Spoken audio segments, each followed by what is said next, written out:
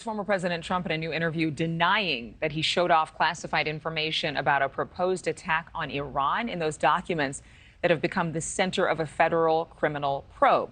Fox News host Bret Baier pushing back, saying the indictment claims that he was caught on audio recording admitting he had a classified document in his possession. Now, interviews like this, of course, are part of the theater around Mr. Trump, making it very difficult for GOP rivals to get any really messaging out to voters ahead of 2024. And at the same time, this is a unprecedented, because that word is the word of the decade, and unique situation. The first president in history being federally indicted. We want to welcome former Trump White House communications director and founder and managing partner at Skybridge Capital, Anthony Scaramucci, to discuss all of this. Thank you very much for being with us. Obviously, there's a lot of focus on these indictments. So how much should the American voter care that they're not going to get as much from these other GOP candidates? Never mind the fact that they all have like less than 7% voter approval.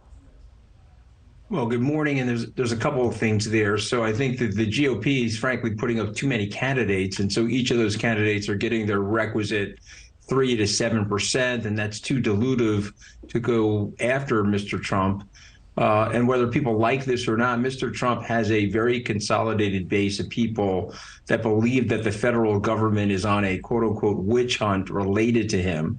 While that's unfounded, if you actually read through the documents and read through the indictment, you can see that what he did is there's very damning evidence related to what he did.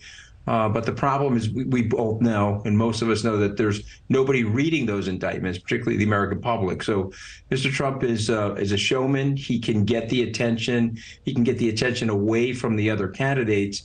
And he's also indicating to people that he's not going to debate the other candidates. He believes that he's well ahead of them.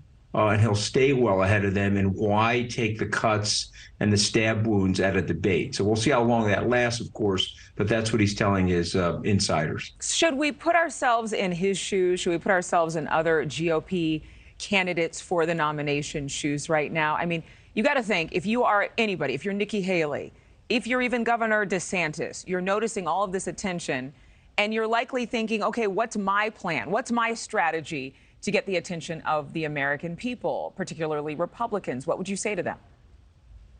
Well, I would say start differentiating yourselves. There's only one candidate in the race that's differentiating themselves right now, and that's Governor Chris Christie. He's been out very publicly denouncing Mr. Trump and explaining all of the different. But he's not going to get the nomination. So I don't even know how he's differentiating himself, just because he's claiming that Trump is full of garbage. No, all the other candidates are to the right of Trump or not discussing President Trump at all. So if you want to take on Mr. Trump, he is the throne bearer right now.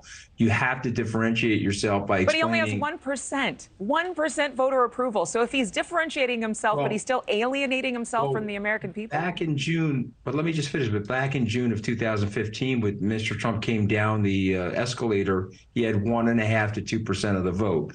I think it's a race where it's wide open for the other candidates to have at least one candidate combat Mr. Trump. I do believe that. And so I don't think it will be Ron DeSantis. If you look at the way, I don't think it will be Ron DeSantis. No, the way. Why? Because he's not a retail politician. He doesn't have the retail flair necessary to get through Iowa, New Hampshire, and South Carolina. Remember, this is a very front-end loaded. It's a little different from the Democratic Party.